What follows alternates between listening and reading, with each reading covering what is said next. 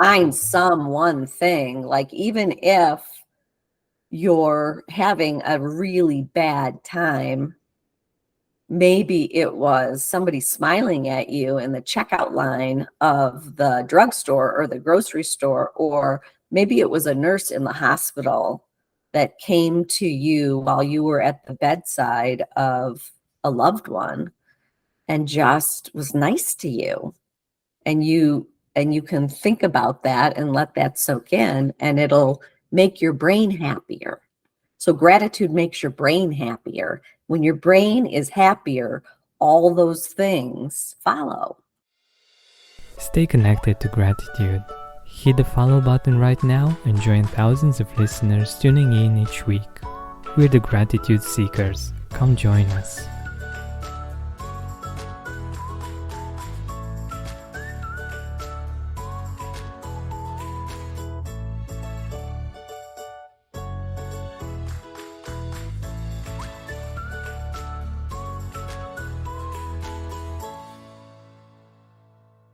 Hi, Gratitude Seeker. Welcome to a new episode of the Gratitude Podcast.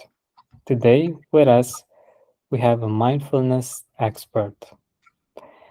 Her name is Julie Potiker, and I'm really happy to have this wonderful conversation about mindfulness, about being in the present moment, and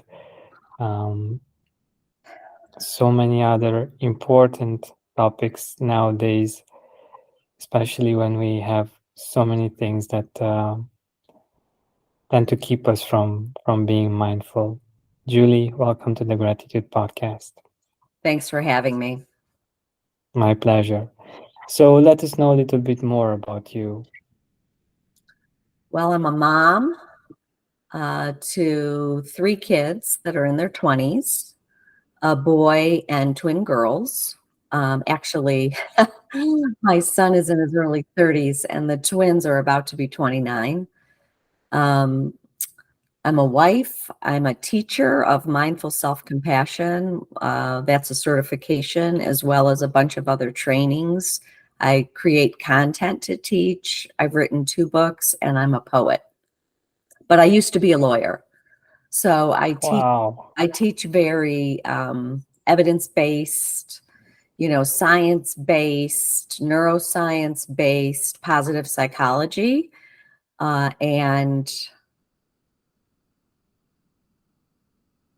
it helped me and healed me. I think that people come to this work when they're suffering, and I just happened to come to that work when I was suffering and realize the positive impact it could have. And so that's why I became a teacher of it. That's wonderful. It's always amazing to see people that are able not just to overcome their own suffering, but to help spread the word and Yeah. help others actually do the same. And I'm always honored when I'm in the presence of such people. And yeah, I think it's a wonderful thing that we can do this for other people. So one of the first questions that I'm really curious about is related to gratitude, of course, is your definition of gratitude. Like, how do you define gratitude?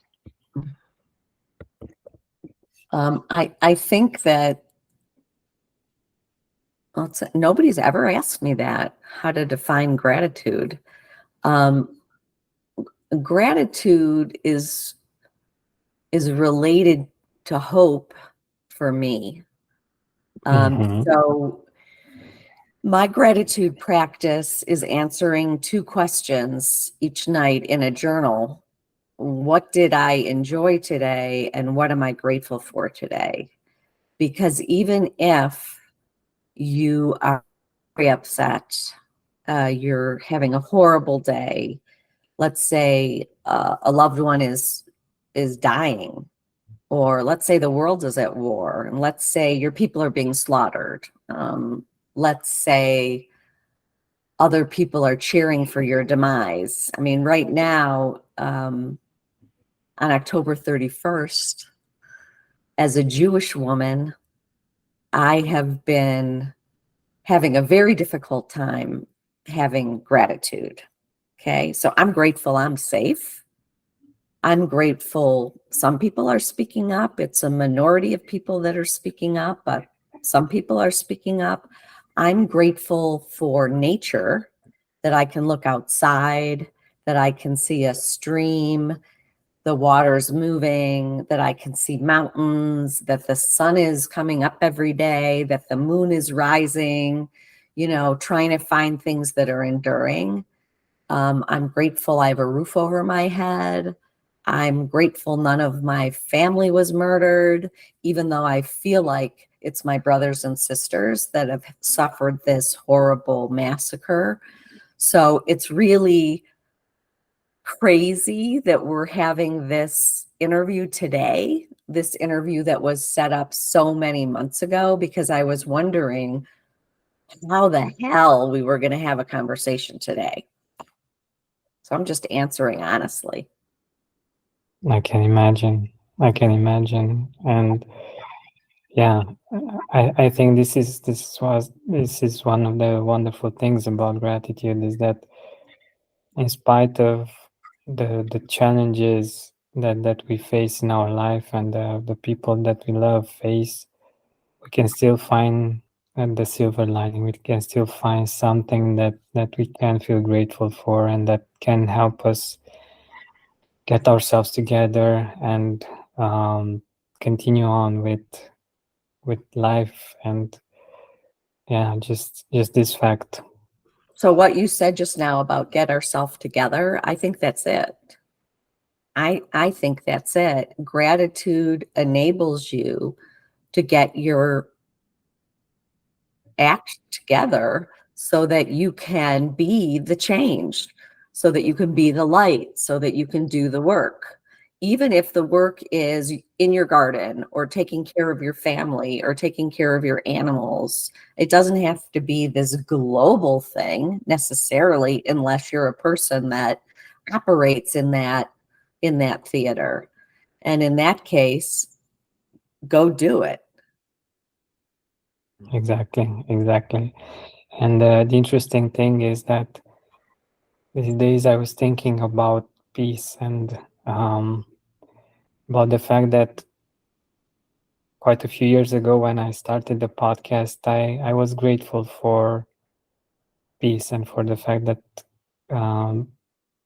there was peace, at least where I live. And it's something that we take for granted so easily, but it's so different when you have such a conflict so close to you, one way or another. Yeah, it's hard. It's hard, but the science behind gratitude, which because your podcast is gratitude, the science, the brain science behind making yourself have a gratitude practice actually permeates every single area of your life. I have this graphic that I use in one of the classes that I teach that somebody else, happierhuman.com, and they never showed who he was, and I couldn't find out, or who she was, but they did a graphic of the benefits of gratitude. And the graphic's so good because it shows your emotional life, your social life, your career life, your health life, your personality. And in each of these little circles underneath, it represents hundreds of scientific studies. So you're going to have more good feeling and more relaxed and more resilient, less envious, happier memories. Okay, that's all good. That's your emotional life. What about health? You're going to improve your sleep. You're going to be sick less. You're going to live longer. Your energy is going to be better. It's going to be easier to exercise. Okay, what about your personality? You're going to be less materialistic and less self-centered and more optimistic, and you're going to increase your self-esteem and be more spiritual. Well, that's all great. Okay, what about your career? Oh, better management, improved networking. goal achievement, improved decision making, increased productivity. Wow, last one, social, more social, kinder, more friendships, deeper relationships, healthier marriage. But underneath each one of those are studies that showed that those were the findings. So really, like, who wouldn't do this? Who wouldn't do this? Who wouldn't want that in their life, especially now when you have to get out of bed and brush your teeth and wash your face and brush your hair and like live in this crazy upside down world?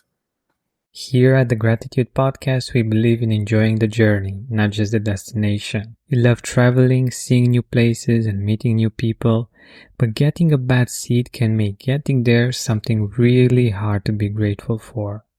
Feeling crammed in and uncomfortable is neither healthy nor fun. What if there's now a car out there that makes traveling and creating memories together enjoyable without the dreaded bad seat? Lexus's new TX is a 3-row SUV that considers every single passenger, no matter where they sit.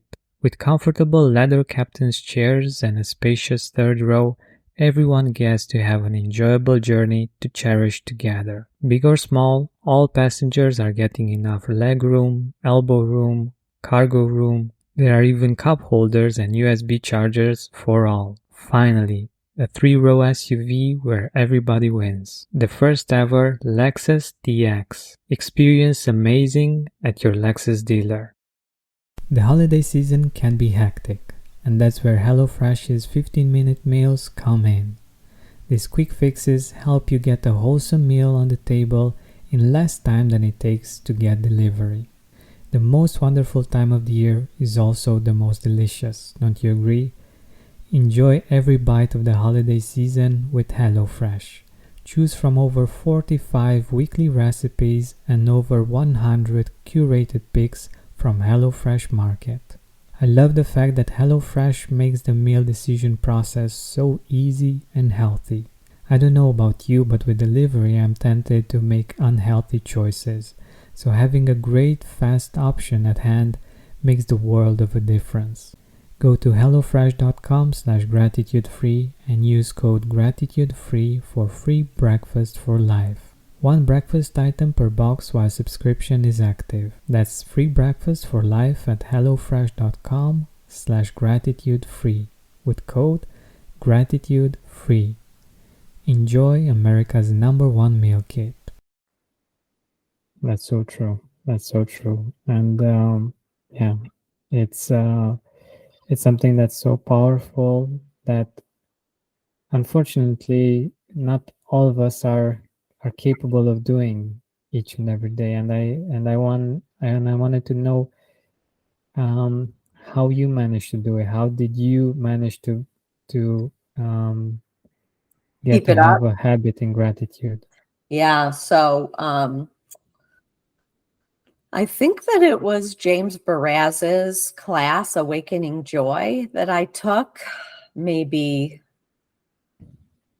I don't want to say the wrong date, the wrong year, but it was at least, I'm going to say probably 15 years ago. And I saved the handouts. They sent like a handout package and then letters, and I did a 3-hole punch old school and put it in a folder.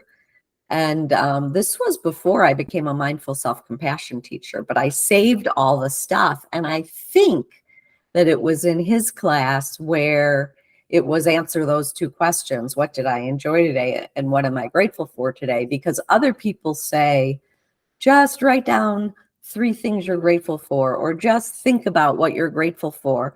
I don't like to journal, so that didn't work for me. So you have to find what works for you. And then the science is so overwhelming that I just sort of grabbed myself and said, okay, this is the science, do it. Because I'm neuroscience based in how I teach. I teach experience dependent neuroplasticity training, which is the work of Rick Hansen, taking in a positive mental state, enriching it and absorbing it, pushes it to a neural trait.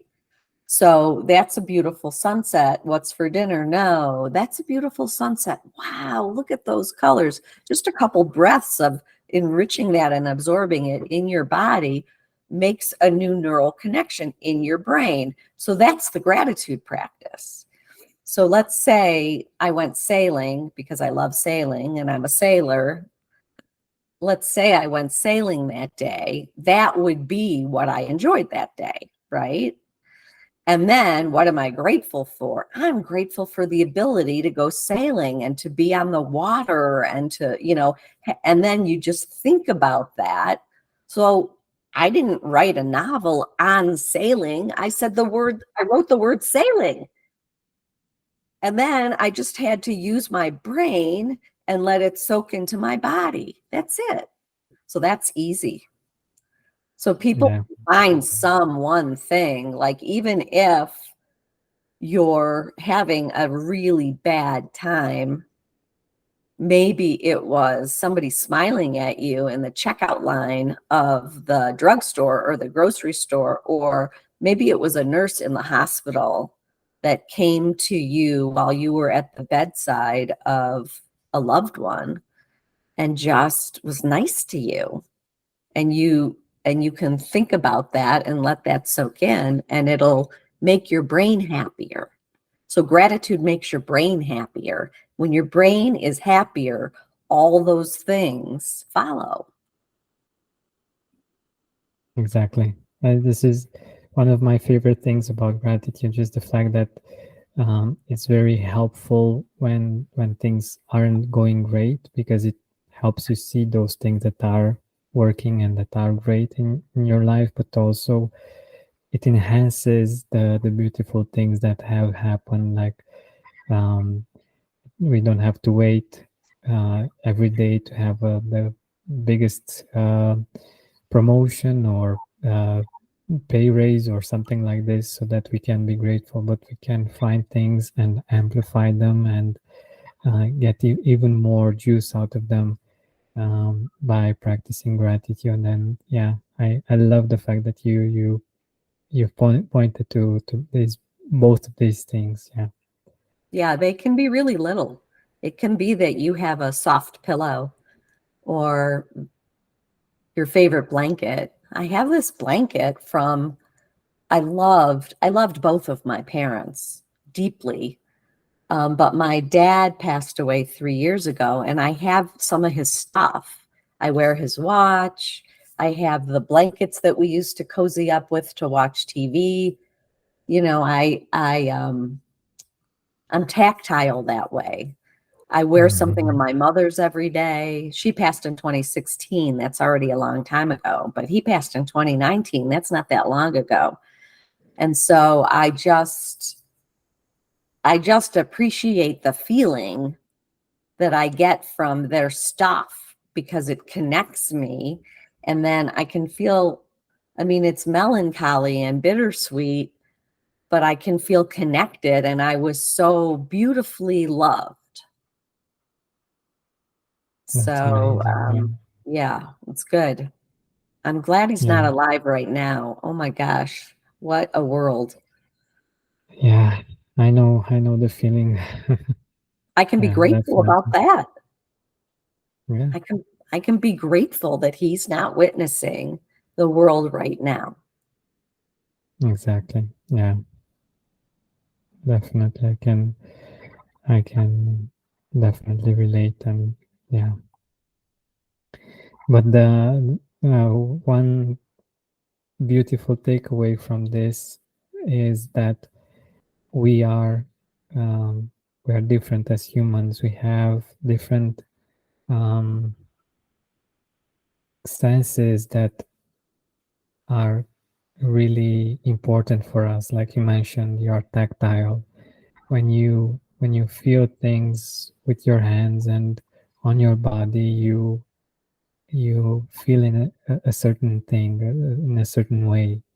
And I think with gratitude as well, like when we use the senses, as many of the senses as possible, that but the ones that have the most impact, we get to experience an even deeper kind of gratitude, and that's wonderful.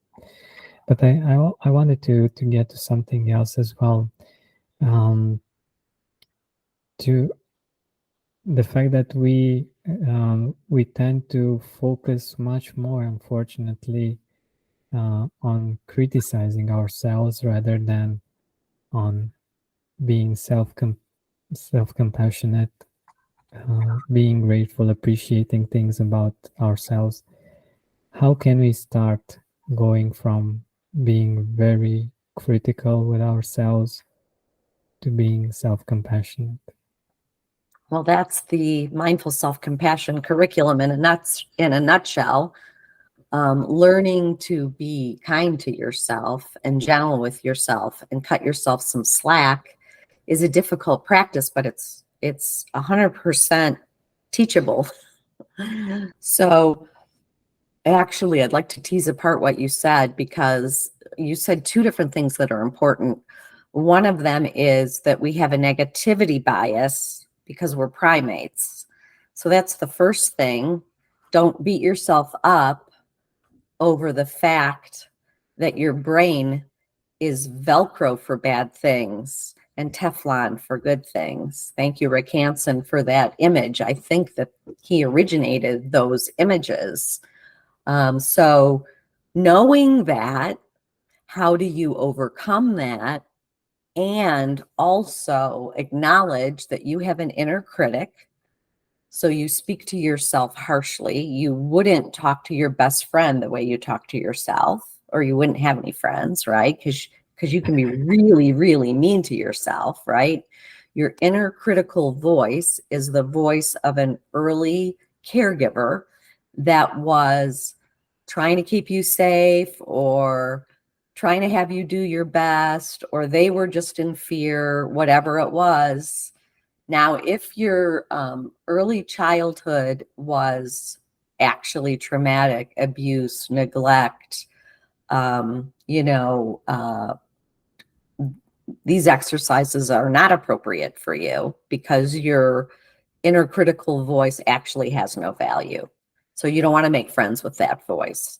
But if you had a more typical upbringing, you can do writing exercises where you think about, let's say you think about something that you'd like to change about yourself. That's not a big deal. It's, I wish I exercised more, or I wish I ate better, or something like that, that you beat yourself up over, that because you're human. You write that down, and this is in the class exercise or for homework, and you write down how your inner critical voice responds to that, and you pay attention to the content and also the tone of voice, and you'll see it's not nice. And then you dredge up your inner compassionate voice, and if you don't know what that is, it's what you would say to somebody you really cared about for the same issue. They said they wish they exercised more. And then you write from your compassionate voice the response, and then you compare those two, and you see, that critical voice is not so motivating. This compassionate voice is very motivating and loving and gentle. And then you say goodbye to your critical voice. You know what? You can stand down. I don't need you anymore. I get you were trying to help me in A, B, C, D, E ways, but I'm a grown-ass woman now. I don't need you. Or I'm an adult man now. I don't need you. You're not helpful. You are retired. Thank you, but goodbye. And then you just lean into that compassionate voice over and over and over and over again. And one day, your compassionate voice is going to be the voice you hear. And it'll say something like, sweetheart, I know that when you exercise, because I pulled that example up, I know that you feel better and that you're healthier. And I want you to be healthy and feel better because I love you. As opposed to, lazy fat ass, get off the couch. So that's Yeah. how that works.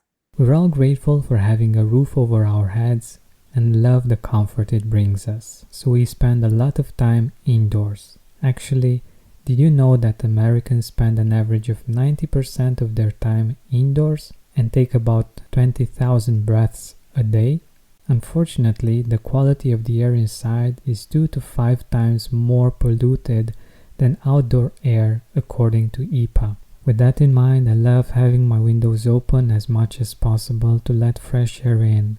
But with the noise and air pollution, it's not always possible to do so. Thankfully, Air Doctor offers us an alternative that's quiet and efficient. It's the air purifier that caught the attention of CNN, ABC, Money, and many more. Air Doctor filters out 99.99% of dangerous contaminants and allergens such as pollen, pet dander, dust mite, mold, and even bacteria and viruses, so our lungs don't have to. Even more so, Air Doctor comes with a 30-day money-back guarantee. So if you don't love it, just send it back for a refund minus shipping. Head to airdoctorpro.com and use promo code GRATITUDE, and depending on the model, you'll receive up to 39% off or up to $300 off. Exclusive to podcast customers, you will also receive a free 3-year warranty on any unit, which is an additional $84 value. Log the special offer by going to airdoctorpro.com, that's airdoctorpro.com, and use promo code GRATITUDE. Yeah, definitely. But I want to play the devil's advocate for this one, because there is a common misconception that's related to gratitude as well. Like, if we are too grateful, we are not going to be motivated to do anything. Or if we are too self-compassionate, we are just gonna slack forever and postpone everything because we are way too kind to ourselves, and we're not going to get things Yeah, done, no, that's a common misconception that has been thoroughly debunked by science. So if you go on Kristen Neff's website, she has all the research articles by category. So you could just go to that category and you'll see that people that are self-compassionate are actually more likely to do more stuff, because they know that if they fail, they can say, "Sweetheart, it's good that you tried." And then they're more likely to try more. So self-compassionate people are actually more motivated and do even better in the workplace. That's amazing. It is amazing. And it's backed by science, hello, which makes me really happy. Otherwise, I don't know if I could teach this stuff. If it was just like pie in the sky grooviness, I wouldn't be doing it. Exactly. Yeah. Totally understand. Yeah. So just this fact is very interesting for me. Um, we we tend to be very self-critical in many ways, because we believe that we're not going to change if we're not critical with ourselves. Like, okay, how am I supposed to do things better if I'm not critical, at some level? Yeah, that's your And inner critical voice saying all of those things. So you can let that voice go and you can lean into your compassionate voice, the voice that you would use for a dear friend. That's the motivating voice. exactly, yeah. I grew up with C's are not acceptable in this house. In the grading system, and in America, you get an A, you get a B, you get a C. We weren't allowed to get C's as kids. It was really scary. And there was a subject, it was chemistry in high school, that I couldn't understand it. It just wasn't how I'm wired in my brain. And I was terrified. that my mom would see a C. I didn't actually know what was going to happen. So I hid my report card. It was a, as kids do these things. It was one of those midterm reports, and it was a C, and I hid it. And then they went to parent teacher night. I've never told anybody this, and found out from the teacher how poorly I was doing in the class. And oh my God, my mother she was screaming and yelling and calling me names, because not only because I was doing poorly grade wise, but because I hid the report card, which was like a huge moral failing. I mean, she called me every name in the book. She called me a pig. I mean, it was really unbelievable. What a voice to internalize as a kid. Horrible, horrible. Now, I did end up with like either a B in that class or an A minus in that class, because I switched teachers, and the new teacher, he explained things in such a way I understood it. He brought in like balloons, and I know I sound like this whole thing sounds crazy. I haven't thought about it in years, but I was able to understand it because he taught it in a way that it was easier to understand. Exactly. The other teacher, I think, just really didn't like me, actually, because he said, if you spent less time on the stage, because I was in rehearsals every day, because I was a theater kid and I was in all the shows. If you spent less time on the stage rehearsing, you wouldn't be doing poorly in this class. Well, I can't swear on your podcast, can I? So anyway, the little girl in me, I was like, screw you. I can't understand it because I can't understand it. So anyhow, that's somehow we dredged up an old memory. Yeah, you know what's interesting? I actually had a very similar experience. I actually Really? had yeah, it was so funny for me listening. So I actually did the same thing. At one point, I had like some bad grades, and I just hid the report card. And then did your parents find out and you got in big trouble? For me, it was easier in the sense that I think at one point after some years they realized that it wasn't that it got lost, but I actually hid it, you know. And it was very funny because at some point I was helping my mom try to find it, and I knew where I hid it, and we were like searching for it throughout the house, and it was hilarious. From if I would have seen this from above, it was hilarious because of course I knew what it was, and I had to do everything in my power to make sure that she wouldn't get to that part, or if we would get to that part, I would hit it in another part. Oh my gosh. Yeah, so it was really funny. Now if I'm looking back at it, but aside from that, what I understood from the experience is that for me it was not actually about the report card itself, but it was about losing their approval, their Yep. appreciation, their love, Yep. and that was it. So that was the danger, and the I don't know how many years I had at one point, but the child in me was like, okay, I'm not gonna lose these. These are important for us. For me, I'd rather lose the report card. No problem. Yeah, that whole parental like now with my father, I never would have lost his approval or his love, regardless of what I did or didn't do. With my mother, I had to meet her expectations, and they were very, very high. Yeah. So now that I'm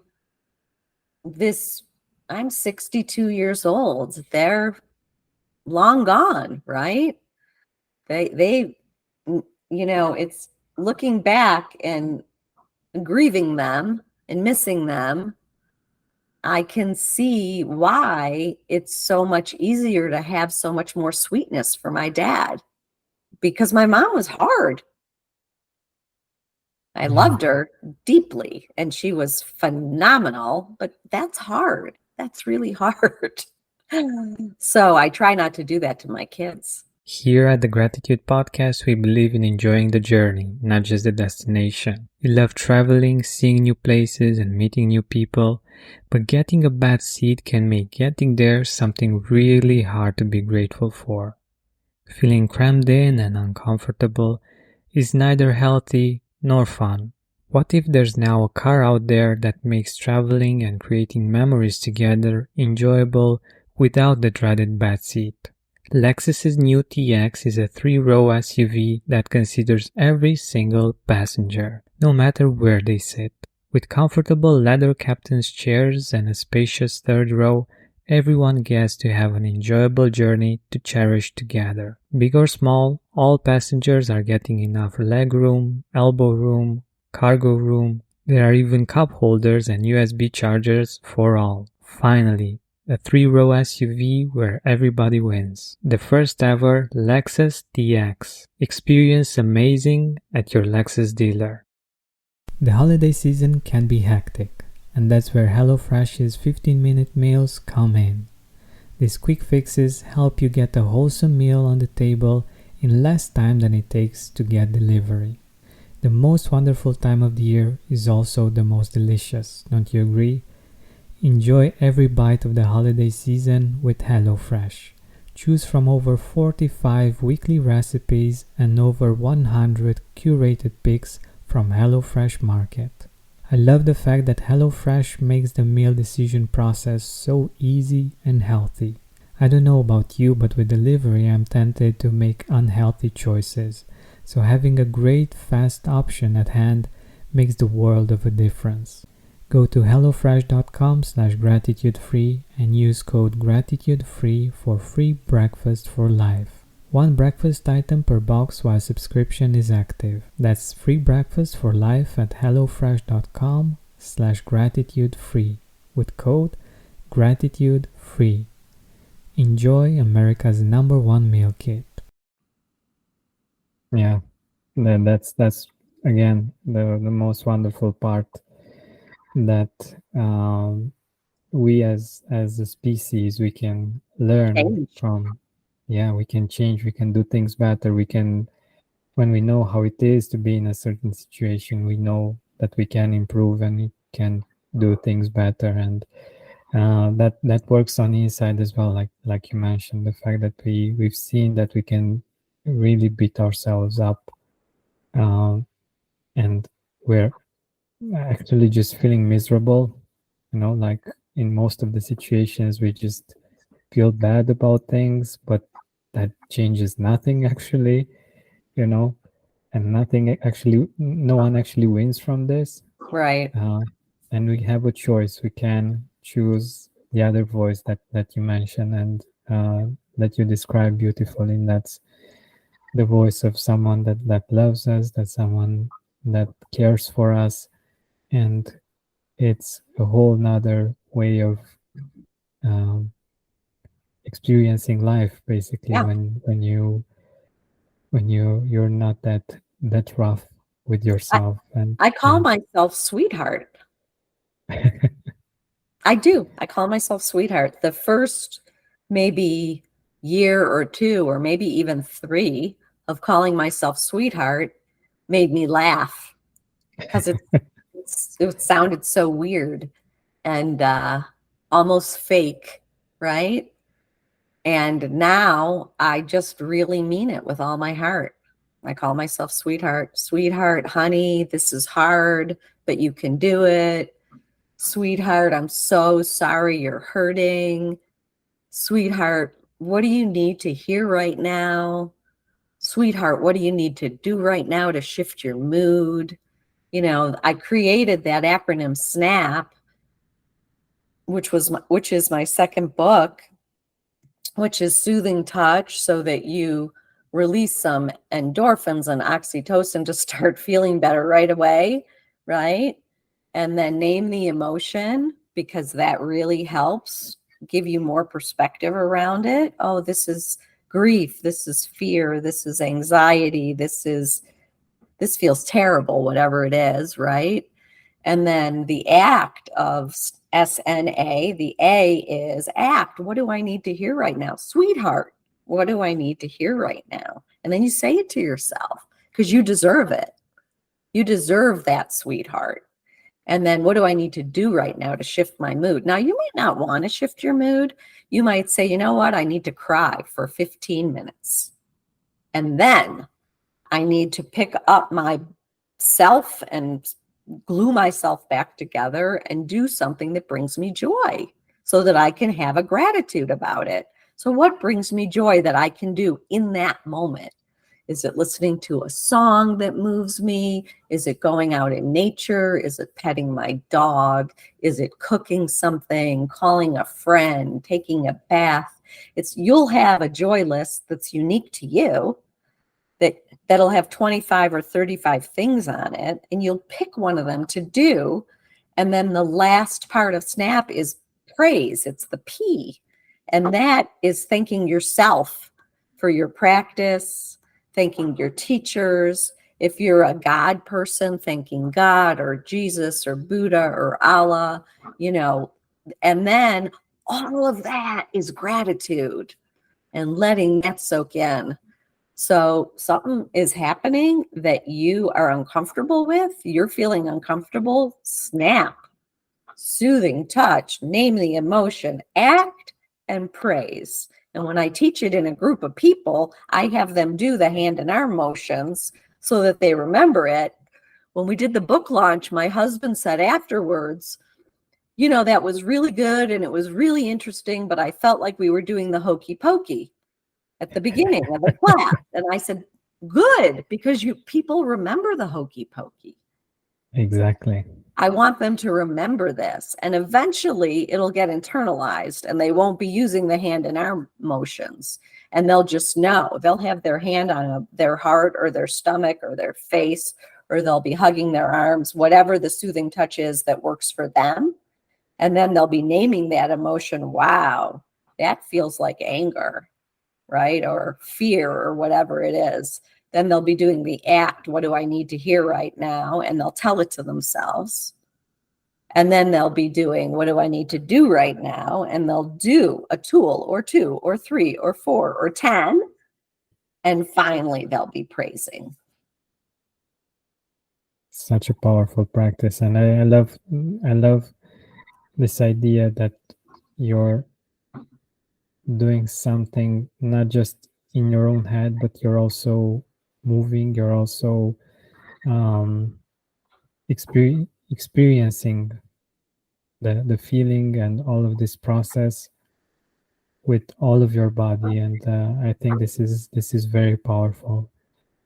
And what you just mentioned about sweetheart, it's so powerful. And I was thinking, of course, I was translating in Romanian, and I was thinking how I would talk to myself.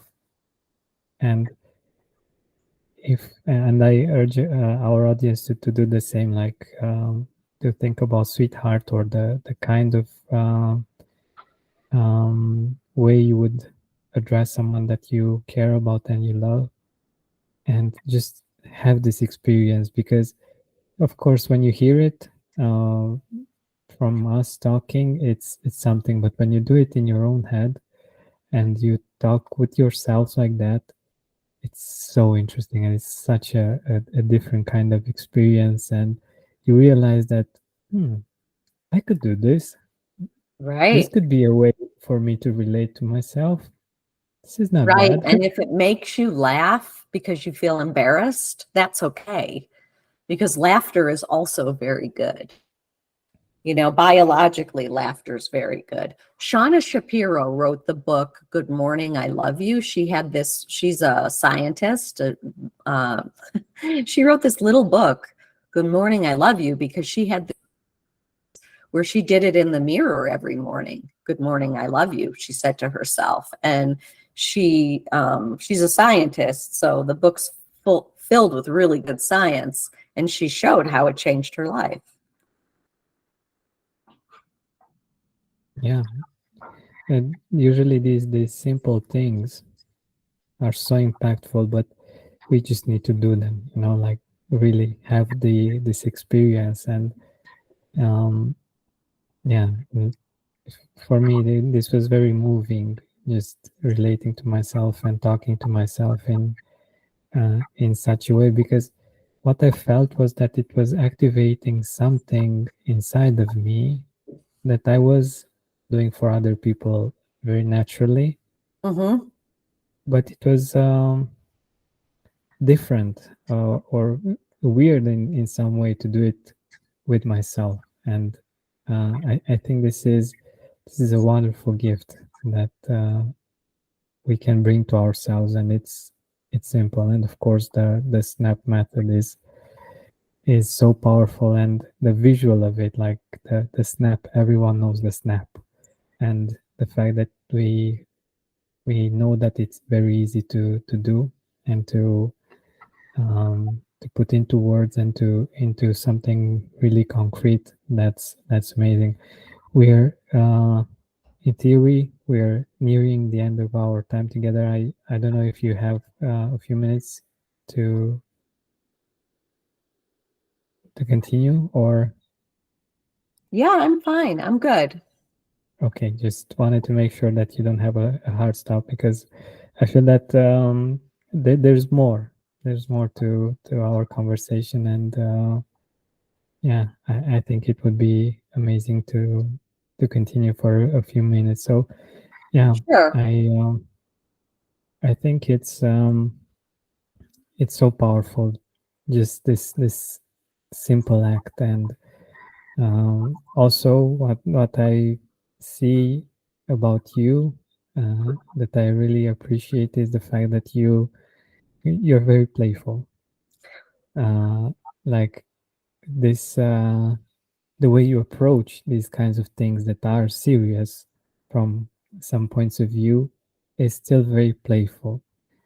And I think this is very helpful for many of us when we see things like very seriously and they should be in a certain way and stuff like this. It makes us anxious. It makes us less inclined to do them. But when we are playful, when we can laugh about it, when we can say, okay, this is kind of weird, but it's funny and it's fun. Let's try it out. Mm-hmm. Okay, we're much more open, and I love So that. for me, it's the science that makes me willing to do the things that feel weird or are funny or are embarrassing or whatever. I I keep my eye on the ball. Oh, the ball says this is going to help me. Okay, I'll try it. And then if it's weird, I'll just say it out my mouth. Wow, this is weird. Wow, this is embarrassing. You know, just say what's happening. Say it out of your mouth, what is happening. And with my kids, in terms of the toolbox, when things are really sideways, I'll, I'll say, what tool helps you now?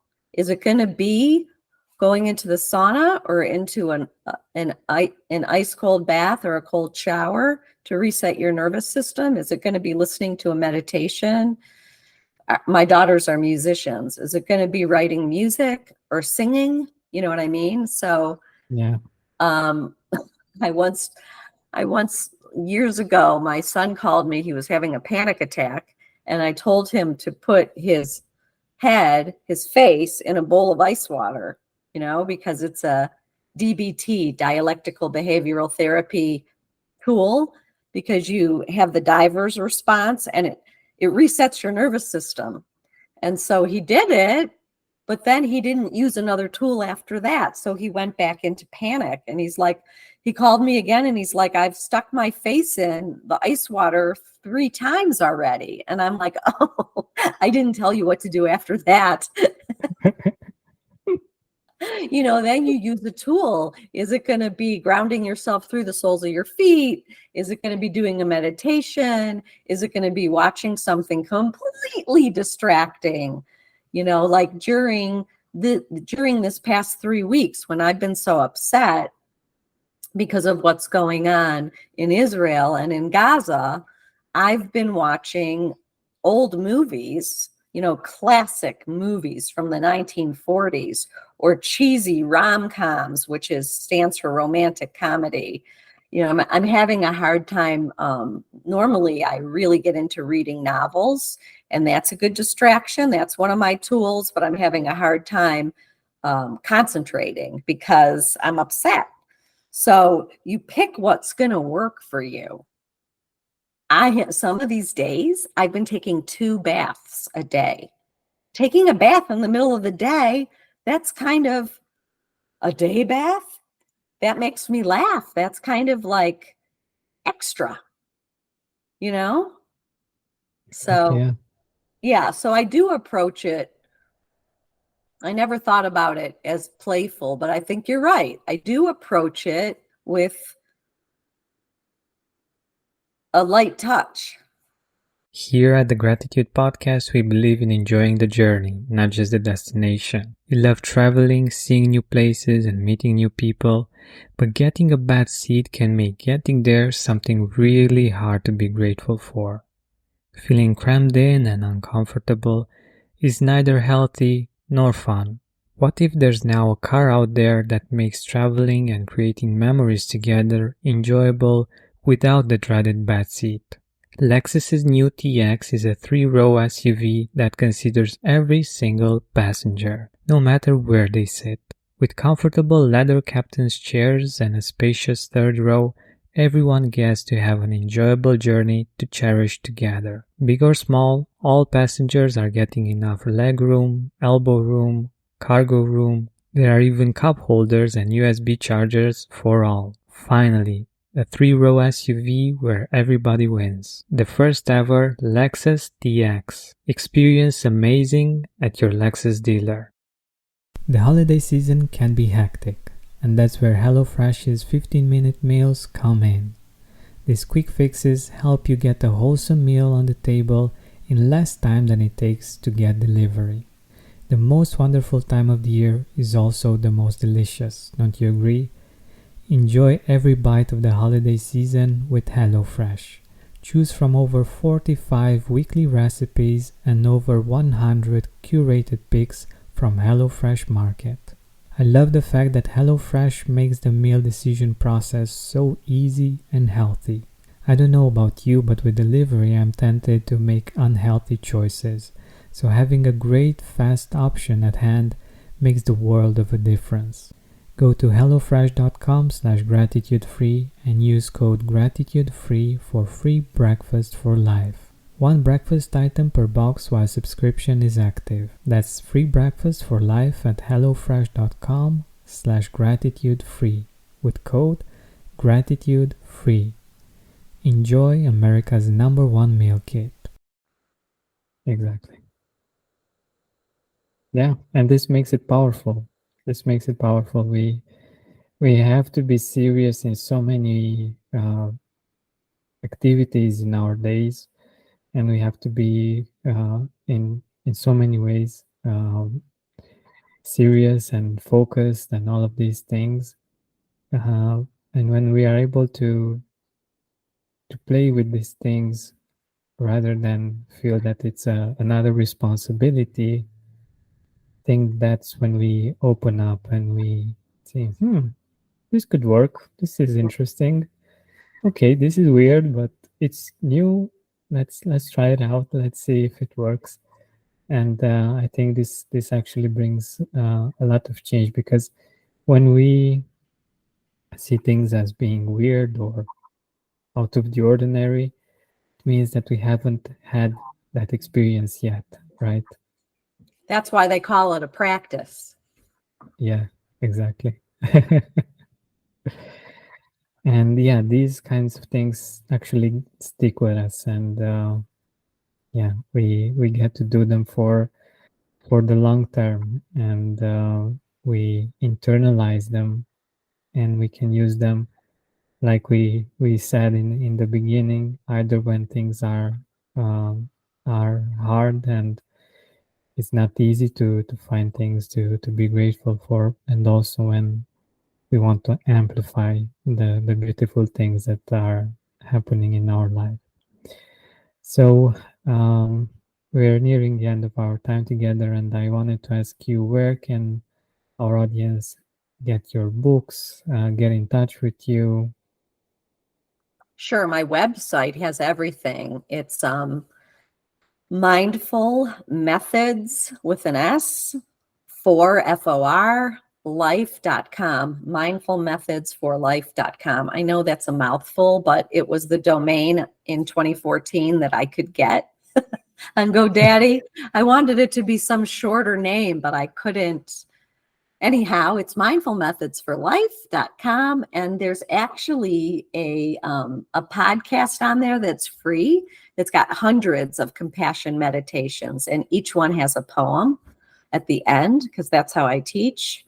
And I think meditating right now is a good tool for the toolbox.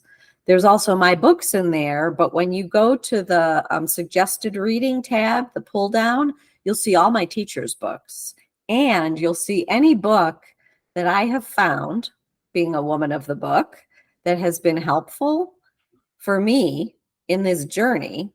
So it might be helpful for your listeners. And you'll see the websites and the newsletters of all of my teachers or anybody I have learned from, as well as the blog. I mean, you could spend an hour in there really learning stuff, and it's all free stuff, because I am not in this work to make $1. I'm not. I am in this work to alleviate suffering. That's amazing.